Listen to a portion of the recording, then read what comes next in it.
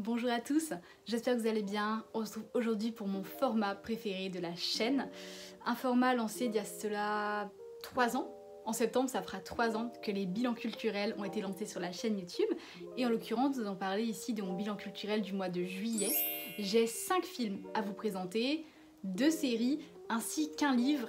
Et pas des moindres, puisque tout au long du mois de juillet, je me suis plongée dans l'œuvre magistrale d'Alexandre Dumas, qu'est Le Comte de Monte Cristo, une œuvre de plus de 1000 pages, 1500 pages plus exactement, à tel point que souvent le récit est divisé en 2 parties, en deux ouvrages différents. Mais bon, ça on va y revenir en fin de vidéo. Alors je suis heureuse quand même de commencer cette vidéo par le long métrage qui a le plus attiré mon attention des 5 films que je vais vous présenter, celui que j'ai préféré et celui que je vous recommande le plus chaudement. Il s'agit d'un film qui a été présenté à Cannes, qui a fait l'ouverture de la Semaine de la critique, plus particulièrement. C'est le film Les Fantômes de Jonathan Millet, sorti le 3 juillet. هو اللي بستراسبورغ من قبل سمعت صوته كمان بشتوتغارت بس بعرفه أكتر من أي حدا تاني بعرف خطواته ريحته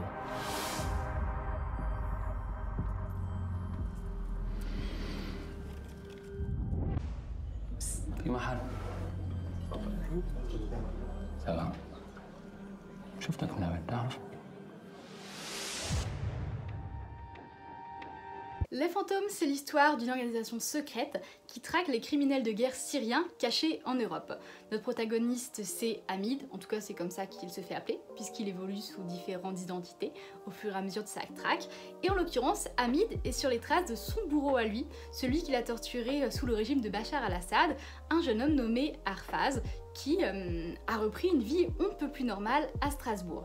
Et donc tout le film, c'est l'histoire de cette quête en fait, c'est notre personnage principal, Hamid, qui est sur les traces de son bourreau afin de déterminer si oui ou non c'est bien lui. Puisqu'effectivement, lorsque Hamid était torturé, eh bien, il ne voyait rien. Son visage était dissimulé sous un sac, si bien qu'il peut seulement se fier en fait à son odorat, mais aussi à la voix. Et donc, ça complexifie quand même la tâche pour lui. Certains, et j'ai vu pas mal de critiques passer là-dessus, trouveront que Les Fantômes est un film long, que c'est un thriller qui n'avance pas beaucoup.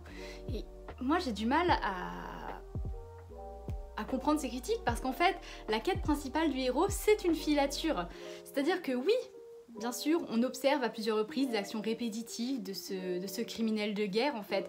Donc c'est notre personnage principal qui observe son bourreau derrière les étagères d'une bibliothèque, à la bibliothèque universitaire, ou bien qui observe son bourreau lorsqu'il se balade en ville. Mais en fait, c'est parce que c'est à ça aussi que se résument les journées de notre personnage principal. C'est pas un thriller d'espionnage dans le sens où il mène des missions, etc. C'est vraiment un thriller où il fait de la filature. Et donc ça consiste à ça en fait, contempler la vie d'un autre, revivre les mêmes moments de vie en fait chaque jour. C'est vraiment la même routine qui se répète jusqu'à s'assurer que oui, l'homme qu'il suit est bien le coupable et donc il peut bel et bien le rapporter à la police, le rapporter à la presse. Vous noterez d'ailleurs le choix des mots, j'ai bien dit contempler lorsque je fais référence à la filature parce que très rapidement en fait, Hamid, notre personnage principal, va vivre sa vie par procuration à travers ce jeune homme désormais intégré, lui, dans la société française, et ce malgré son passé sous le régime de Bachar al-Assad. Ainsi, quand la mère d'Hamid l'appelle pour prendre de ses nouvelles, pour savoir un peu comment se passe sa vie à Strasbourg, elle ignore totalement que son fils suit en filature un autre homme, et donc Hamid va pas raconter son quotidien, ces journées qu'il passe à suivre cet autre homme, mais va plutôt raconter ce qu'il a pu observer lors de la journée de l'homme qui prend en filature en fait. Et par exemple, il va dire bah voilà, je commence à côtoyer une fille, alors qu'on sait très bien qu'il ne côtoie pas une fille, mais qu'il fait bel et bien référence à la compagne de son bourreau. Il évoque leur sortie dans un marché de Noël. Or, la personne qui est sortie sur le marché de Noël, c'est son bourreau, ce n'est pas lui. Et donc, Hamid va vraiment vivre cette vie en fait à travers les yeux d'un autre. Notre personnage principal, Hamid, qui est donc interprété par Adam Bessa magnétique dans ce rôle mutique, donc tout passe vraiment par ses expressions, quoi que ça soit un visage quand même assez, comment dire, assez inexpressif finalement, donc c'est toute une subtilité en fait à saisir et pour le coup il est brillant vraiment dans ce rôle. Et face à lui, on a mon chouchou Tawfik Barom qui jouait Adam dans La Conspiration du Caire, c'est un acteur que je chéris et que je suis beaucoup depuis que j'ai découvert dans ce film. Je trouve ça très judicieux de le caster lui dans son rôle parce que il a un visage angélique en fait, et quand on le voit au restaurant ou bien quand on le voit sur un marché de Noël avec sa petite amie en train de déguster de la nourriture, on a du mal à s'imaginer en fait qu'il est un criminel de guerre, et ça renforce encore plus la difficulté du personnage principal qui doit déterminer si oui ou non c'est bien ce jeune homme pourtant bien intégré dans la société, qui suit des études, qui est un jeune homme brillant, qui suit de belles études, qui a du mal à se dire qu'effectivement c'est bel et bien lui qui l'a torturé il y a quelques années plus tôt. Et là, changement total de registre, mais aussi changement total d'avis, puisqu'on passe à ma plus grande déception du mois. C'était un film que j'attendais, voilà, qui adapté d'un manga que j'adore, donc un manga qui a été déjà adapté en animé. Et là, ça y est, pour la première fois, il faisait son arrivée sur nos écrans de cinéma. C'est le manga Blue Lock, manga de sport, donc sur le football plus particulièrement. Et c'est un film qui en avant un personnage secondaire, ou en tout cas plutôt un duo de personnages secondaires. C'est donc Blue Lock, le film épisode Nagi, sorti le 3 juillet.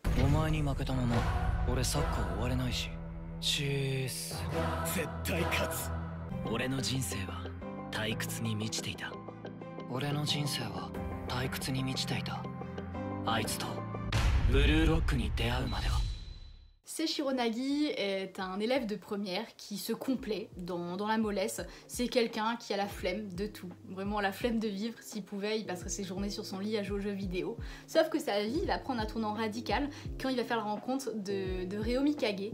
Ryo Mikage, c'est un élève qui est beau, qui est intelligent, qui est sportif et surtout qui est l'héritier d'une grande entreprise. Autrement dit, il a tout pour réussir, il a tout pour s'épanouir, sauf qu'il n'a jamais trouvé en fait une réelle passion dans laquelle s'accomplir. Et son nouvel objectif maintenant à Ryo, c'est de devenir champion du monde de football. Par le fruit du hasard, il va découvrir que Nagi, malgré sa flemme, eh bien, semble plutôt doué pour le football et va donc l'entraîner dans cet objectif-là. Nagi et Ryo vont former un duo impressionnant sur le terrain de football, si bien qu'ils vont être repérés pour participer à un programme d'ampleur nationale destiné à former les meilleurs attaquants du Japon, le projet Blue Lock. Pour moi, je vous le dis dès le début, je trouve ça honteux de sortir une telle chose au cinéma parce que c'est un film qui ne sert à rien, littéralement, dans le sens où il n'apporte aucune nouveauté par rapport à ce qu'on connaît déjà. Pour le dire grossièrement, ce film, ce sont les événements de la première saison de Blue Lock qui sont perçus à travers les points de vue de ces deux personnages secondaires. Ce qui fait qu'au niveau de la trame narrative, il n'y a rien de nouveau, ce sont des choses que nous connaissons déjà. C'est tout bêtement en fait un montage à la hache, clairement, de plus d'une vingtaine d'épisodes condensés en 1h30.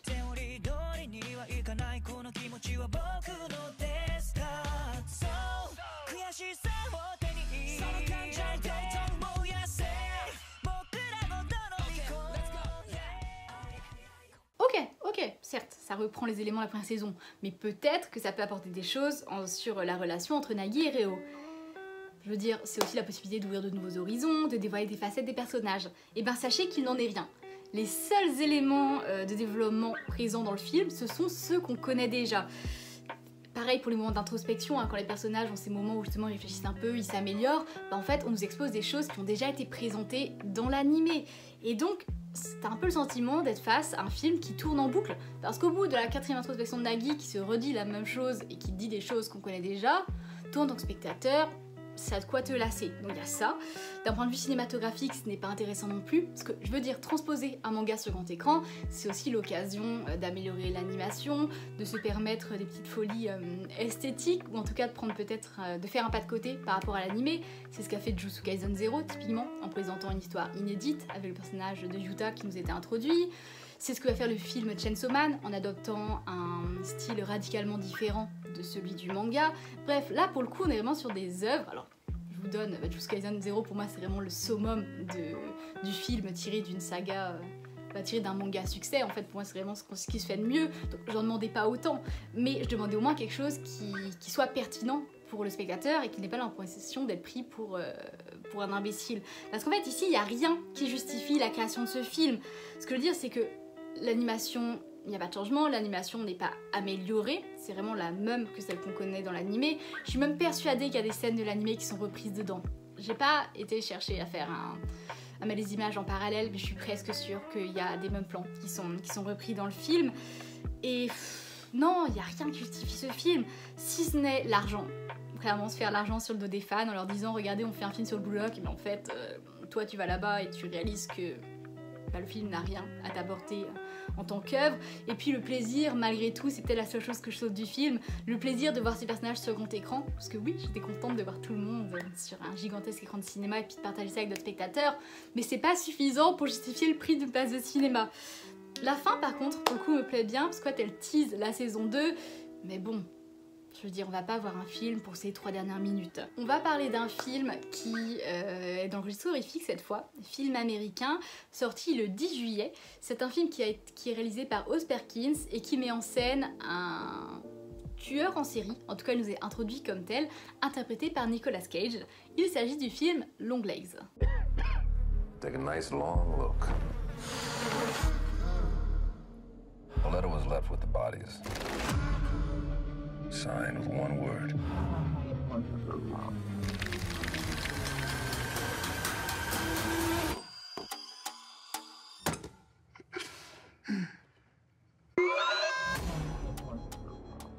Lee Harker, une jeune femme talentueuse et la nouvelle recrue du FBI, elle va être mise sur une affaire jusqu'à présent irrésolue. En effet, plusieurs pères de famille ont assassiné sans raison leurs proches. Ce sont des événements qui ont eu lieu à plusieurs reprises et toutes les scènes de crime en fait sont marquées par la présence d'un certain Longlegs. Longlegs, c'est donc l'antagoniste du film interprété par Nicolas Cage. Et l'enquête va très rapidement en fait basculer dans l'occulte et va se complexifier lorsque Lee va découvrir qu'en fait elle a un lien personnel avec le tueur en série. Vous l'avez compris, dans le film nous suivons donc l'enquête menée par Lee pour démasquer et surtout arrêter ce tueur en série. Sauf que quand l'enquête semble prendre fin, c'est là que le film prend une tournure ésotérique qui personnellement ne m'a pas plu. Elle ne m'a pas plu parce que c'est vrai que pour avoir le résumé là, du film sous les yeux, il est fait mention d'une enquête aux frontières de l'occulte. Aux frontières de l'occulte. Je pensais pas que le film basculerait réellement dans l'ésotérisme en fait, et je dois dire que c'est là que moi on me perd. On me perd parce qu'en fait j'ai vraiment le sentiment de voir une œuvre scindée en deux, avec d'une part une première partie qui elle est ancrée dans le réel, pour le coup avec une enquête policière terre à terre, et puis une seconde partie, toute la dernière partie du film finalement, fantastique, qui ne parvient jamais réellement à faire peur non plus, parce qu'en fait elle s'est émissée au beau milieu d'un film que nous on considérait comme réaliste, et donc on a du mal à croire à tous ces éléments fantastiques qui sont introduits d'un seul coup. Je veux quand même souligner la qualité principale du film, qui est sa photographie, plus particulièrement la composition des plans, que ça soit la culture du hors-champ. Je pense à cette scène où on a une femme qui se tient dans l'encadrure d'une porte et on voit son mari qui se prépare à la tuer par derrière en fait, une scène glaçante parce que toi t'es vraiment là impuissant à regarder cette séquence, mais aussi la symétrie des plans, notamment quand Lee est penchée sur des documents, voilà, qu'elle regarde les photos des scènes de crime et tout ça. Ça c'est vraiment intéressant. Et autre point que je tiens à souligner, autre qualité esthétique, c'est la lumière. Je pense à cette scène notamment où nos personnages, donc Lee ainsi que son collègue, se rendent dans une maison où a eu lieu une scène de crime par le passé. Et au départ, la pièce est baignée de lumière, ce qui nous ancre dans la réalité, je vous le disais. Et puis plus on monte à l'étage, plus on va être baigné dans une lumière plus tamisée, vous savez, qui confère en fait au lieu une ambiance fantastique. Et encore une fois, peut-être que c'est moi qui n'ai pas saisi dès le début l'introduction du fantastique, mais il est vrai que moi, quand j'ai vu le personnage de Nicolas Cage dans les premières minutes du film, personnage qui m'a bluffé par ailleurs, je vais juste en parler après, j'ai pas eu le sentiment qu'on allait verser dans un registre fantastique en fait. Pour moi, on allait vraiment rester dans cette enquête réaliste avec ce tueur en série travesti, fan du groupe de rock les T-Rex, vous voyez. Et puis pour moi, ça allait s'arrêter à là. Donc peut-être que j'attendais autre chose du film, probablement, et ça explique aussi le fait qu'il m'ait déplu, mais je dois dire que je suis pas la seule pour avoir vu les avis à avoir le sentiment d'avoir été dupée par le produit pour le coup. Les 3 premières minutes du film, je dirais, sont l'une des meilleures introductions de l'année, ça va sans dire. Donc où il est face à une petite fille, on ne voit pas son visage, mais rien que sa voix suffit à glacer le sang pour le coup. Et c'est assez paradoxal parce que c'est un personnage qui finalement, quand on le voit physiquement, a une apparence presque clownesque, peu effrayante en fin de compte avec ce visage poudré, mais la mise en scène qui l'entoure eh bien, suffit à donner des frissons. Alors là on change totalement de continent, nous partons en Inde avec un film qui a été présenté à Cannes. Il s'agit du film Santosh de Sandhya Suri, sorti le 17 juillet.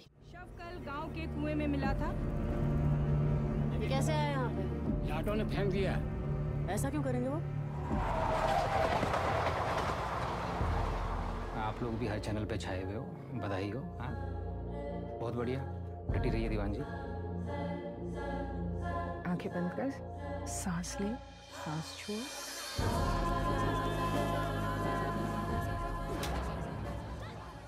Pour commencer, il faut savoir qu'en Inde, il existe ce qu'on appelle le recrutement compassionnel.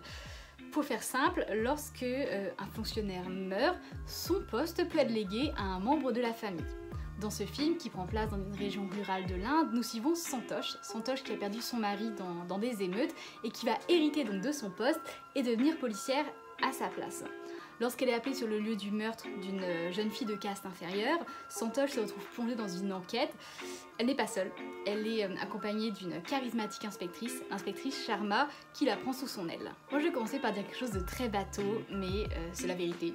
L'une des raisons et l'une des choses que j'aime lorsque je regarde un film étranger, un film d'un autre continent, d'une autre nationalité, c'est de découvrir une culture, de m'y immerger. Et pour le coup, je n'ai pas été déçue avec Santosh, parce que c'est vraiment une immersion dans la ruralité de l'Inde.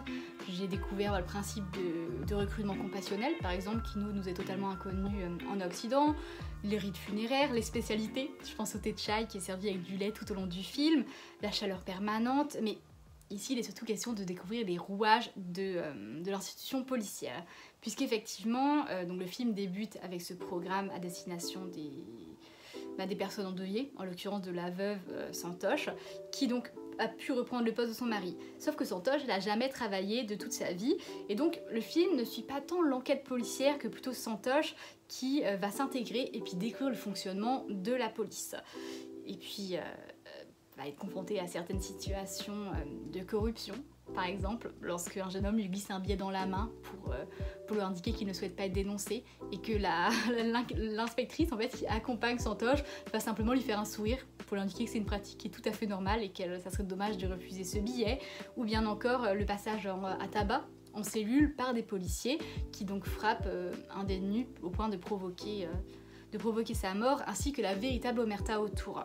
D'autant que Santosh est favori par une inspectrice, je vous le disais, qui ne mâche pas ses mots et qui n'hésite pas non plus à déroger à la morale. Ça fait longtemps, on part chez Marvel avec le tout nouveau film du MCU, sorti le 24 juillet, qui met en scène deux célèbres figures de la Fox, pour le coup, qui jusqu'à présent évoluaient au sein de l'univers cinématographique des X-Men, en l'occurrence Deadpool et Wolverine, qui font équipe dans le tout nouveau film de Sean Levy, cette fois sous la bannière du Marvel Cinematic Universe, Deadpool et Wolverine.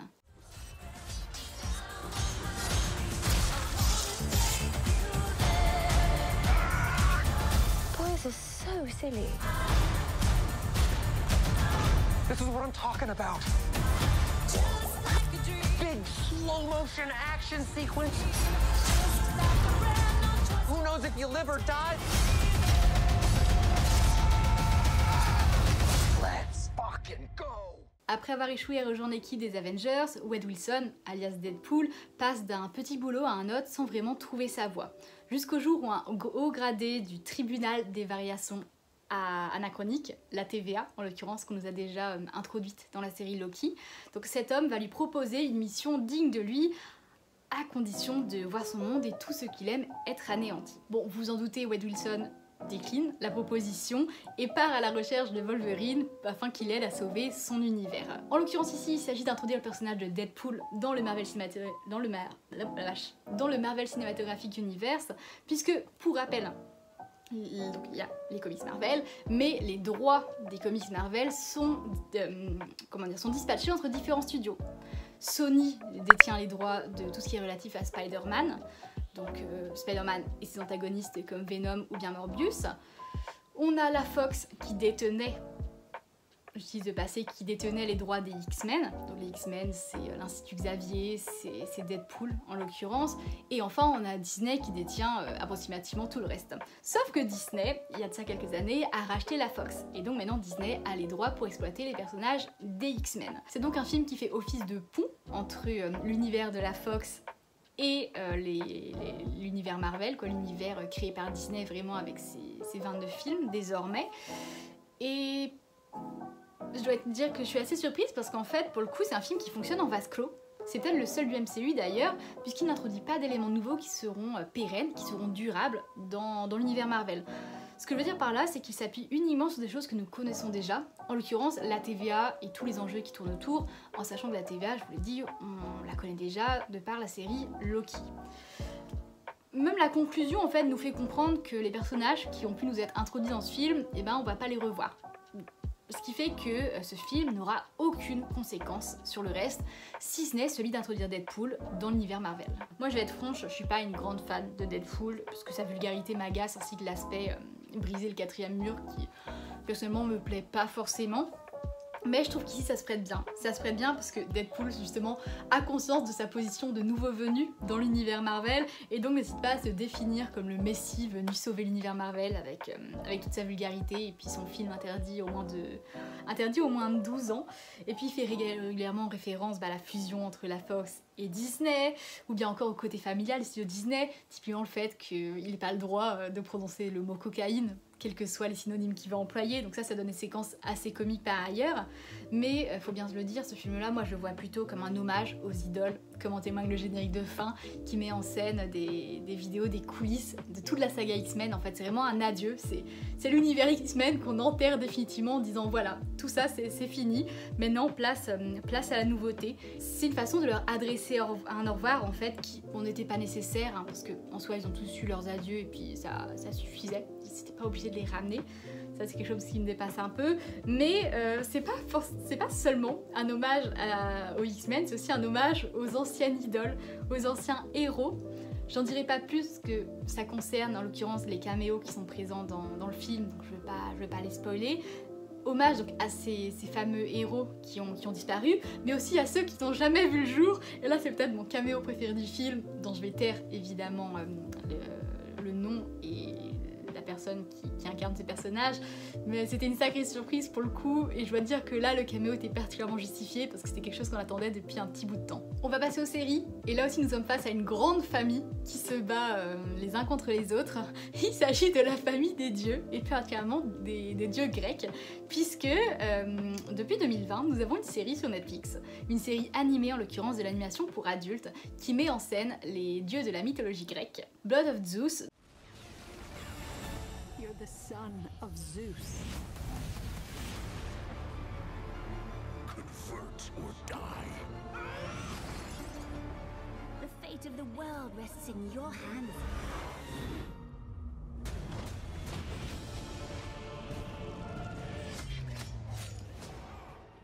Blood of Zeus, c'est l'histoire de Héron, un jeune homme qui a toujours vécu dans un petit village avec sa mère, qui est pauvre, voilà, qui n'a jamais vécu dans la richesse, et qui va apprendre qu'il est en fait le fils illégitime de Zeus, et son destin va très rapidement se mêler à celui des dieux de l'Olympe. Bon, vous l'avez compris, on est sur un pitch très basique, l'histoire de ce fameux jeune homme, de ce fameux élu qui va sauver la terre entière. Bon, moi je vous cacherai pas que je trouve ça particulièrement cliché, parce que à vrai dire, l'idée de base relève vraiment de la fanfiction, c'est insérer un personnage qui n'existe pas dans un univers bien connu, en l'occurrence c'est ici un jeune mortel qui est le fils de Zeus et qui va s'attirer la foudre, sans mauvais jeu de mots, d'une partie de l'Olympe, qui considère d'un mauvais œil son arrivée, qui va devenir puissant, etc., au point de devenir le sauveur de l'Olympe. Bon, c'est pas tant ça qui m'intéresse à vrai dire à travers cette histoire, mais plutôt le fait que on nous présente justement un mortel. Et là-dessus c'est particulièrement intéressant parce que ça donne à voir la vie du peuple, notamment dans un premier temps, avant qu'Héron rejoigne l'Olympe. Donc leur relation aux dieux aussi, par exemple les femmes mortelles dont les dieux se sont épris, typiquement, et qui doivent dissimuler leur relation avec des dieux aux yeux de leur mari, ce qui est horrible parce qu'elles en général n'ont pas choisi, elles n'ont pas voulu que les dieux tombent amoureux d'elles, mais elles doivent faire avec. Donc le fait d'être auprès des mortels, ça nous permet de voir ça, mais ça nous permet aussi de découvrir leurs traditions. Moi il y avait quelque chose qui m'avait beaucoup marqué quand j'étais en 6e, quand j'étudiais l'Antiquité, c'était le fait que les Grecs déposaient des pièces sur les yeux ou sur la langue de leurs défunts, et soi-disant pour permettre leur passage, leur traversée vers les enfers. Et en fait dans la série on voit ça justement parce que c'est donc Hermès qui est chargé d'accompagner les âmes aux enfers, et on le voit récupérer ces pièces auprès des défunts et payer Charon qui est donc le passeur qui permet aux défunts de traverser le Styx, et donc Hermès donne ces pièces aux passeurs afin de permettre à ces âmes de rejoindre le monde des morts finalement. La série nous présente de Dieu, mais il faut bien se le dire, ils sont mis de côté pour une partie d'entre eux. Certains font même office de figurants. Je pense à la saison 2, on a les personnages d'Hermès et Apollon qui sont inexistants pour le coup. C'est-à-dire que d'emblée, ça va être justifié par la narration, hein, mais donc on va les mettre de côté et parce qu'ils sont blessés et donc ils peuvent pas revenir dans la course avant la fin de la saison. Et c'est dommage parce que même si c'est justifié par un élément scénaristique, personnellement j'aurais préféré que l'histoire soit plus resserrée, que certes on ait moins de dieux, mais que ça permette de mieux les étoffer quoi. Parce que là il y a vraiment cette frustration à nous présenter plein de dieux différents, et finalement on n'a pas forcément le sentiment de beaucoup les connaître. J'ai aussi profité du mois de juillet pour rattraper une série dont les répliques sont devenues cultes, dont les répliques sont employées à maintes reprises sur les réseaux sociaux. Si je vous dis Marc je t'aime, si je vous dis la Jean-Guil, je pense que vous songez à la série La Flamme, donc une série sortie en 2020 sur Canal+, et qui est une parodie du Bachelor. Cette saison, dans La Flamme, 13 femmes vont devoir se battre pour le cœur d'un seul homme. Activation des petits boutons, allez. Alors Marc, la femme de votre vie, vous l'imaginez comment? Elle doit être belle. Je m'appelle Soraya, j'ai 28 ans. Valérie. Alexandra. Je suis juste à la recherche de l'amour. Quelle est de la conversation? C'est quoi ta plus grande peur? Le Puy du Fou. Qu'elle me fasse rire, j'aime rire. C'est pas marrant, Marc. C'est pas marrant. Vous-même, est-ce que vous avez de l'autodérision? Non. D'accord. Non, pas du tout. La série est composée de 9 épisodes de 30 minutes. Nous avons donc Jonathan Cohen qui interprète Marc, un pilote de ligne pas très malin qui cherche l'amour et qui fait face à 13 prétendantes. C'est un personnage insupportable, ce qui est excellent hein, comme élément comique pour le coup, parce qu'il est pas très malin, il est imbu de lui-même, il est rempli de préjugés, il a pas forcément un grand sens non plus de la morale.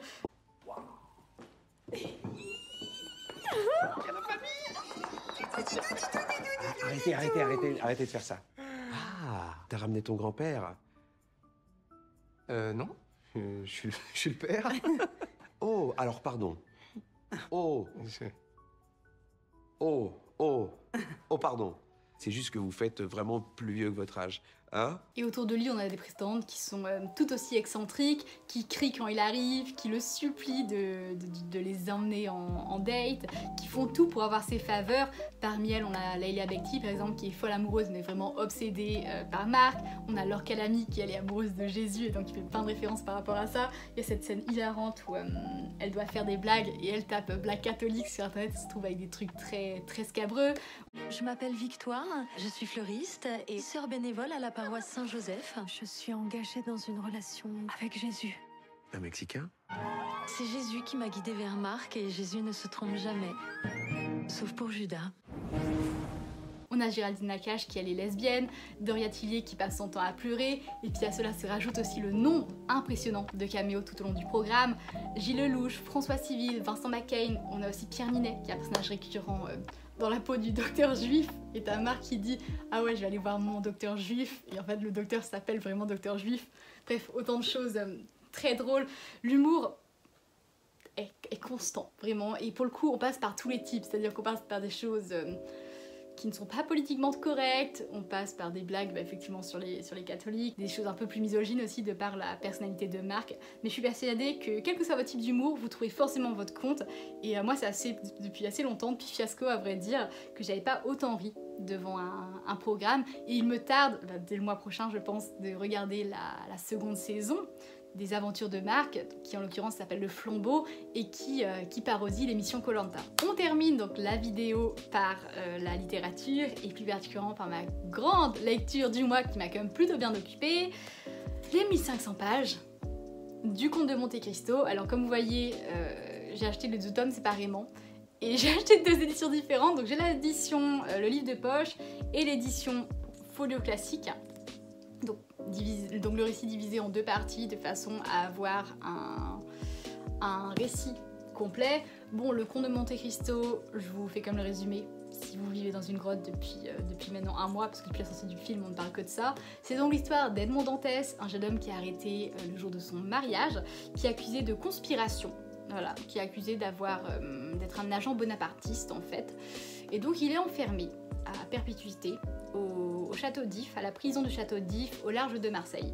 Edmond va parvenir à s'échapper de manière spectaculaire, va devenir immensément riche grâce à un trésor dont on lui a parlé, et va mettre à exécution sa vengeance. Il va se servir de son argent pour récompenser les bonnes personnes, celles qui lui ont fait du bien dans sa vie passée, mais également pour détruire peu à peu celles qui lui ont fait du tort. Peut-être que comme moi, vous êtes réticent à l'idée de lire un livre après avoir vu le film, de peur que de lire en fait la même chose, qu'il n'y ait pas forcément d'éléments nouveaux, ou en tout cas qu'il n'y ait pas de réelle différence avec ce que vous avez déjà vu.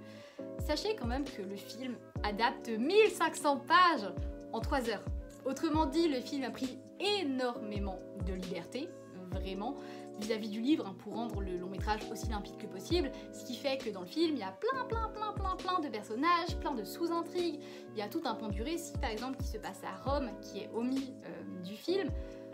Ce que je veux vous dire, c'est que je peux vous assurer que sur ces 1500 pages, vous aurez l'impression de lire quelque chose de totalement différent. Alors toujours avec ce souffle épique, évidemment, toujours avec les éléments centraux qui font avancer le récit, mais sachez qu'il y a beaucoup d'éléments qui diffèrent, et même parmi les points principaux. Le point de départ, typiquement, n'est pas du tout le même. C'est-à-dire que dans le film, Edmond doit son statut de capitaine au sauvetage d'une jeune femme qui est une agente bonapartiste. Dans le livre, ça fait suite au décès du capitaine, et puis la conspiration qui le concerne, c'est en fait une fausse lettre d'accusation qui a été rédigée. Ce que je veux dire par là, c'est que quand vous lirez le livre, vous n'aurez pas seulement le sentiment de voir des scènes étoffées ou une version plus longue du film Le Comte de Monte Cristo, mais vous aurez bel et bien des pans entiers en fait du récit à découvrir. Peut-être que certains vont me traiter d'hérétique pour parler du livre en premier lieu en mentionnant l'adaptation, mais en fait il y a beaucoup de gens qui, comme moi, hésitaient à se plonger dans Le Comte de Monte Cristo parce que ça peut faire peur, c'est 1500 pages, et qui, grâce au film, ont eu envie de franchir le pas. Donc moi j'ai tendance à dire qu'il n'y a pas de sous-forme de culture et que le plus important c'est la ligne d'arrivée. Donc qu'importe que tu aies découvert Le Comte de Monte Cristo en voyant le film ou bien en voyant des idées de Pierre Ninet torse nu sur Twitter, quoi. Le plus important c'est la ligne d'arrivée, et la ligne d'arrivée c'est la lecture de cette fabuleuse œuvre d'Alexandre Dumas. Une œuvre moderne pour le coup, et ce malgré sa publication entre 1844 et 1846, donc c'était publié sur 2 ans, sous forme de feuilleton d'ailleurs. Donc ça fait que chaque fin de chapitre est addictive. Nous, dans notre langage contemporain, on parlerait de cliffhangers, de façon à titiller la curiosité du lecteur et lui donner envie de lire la suite. C'est ce qui est fait ici, c'est-à-dire qu'on a du mal à lâcher le bouquin, de par sa publication sous forme de feuilleton à l'époque, et ce pendant 2 ans. Puis il faut bien dire aussi, le support écrit c'est une merveilleuse façon de retranscrire les émotions des personnages, parce qu'elles sont difficiles à déchiffrer, que c'est un personnage qui a une telle maîtrise de lui-même, sauf dans certaines situations.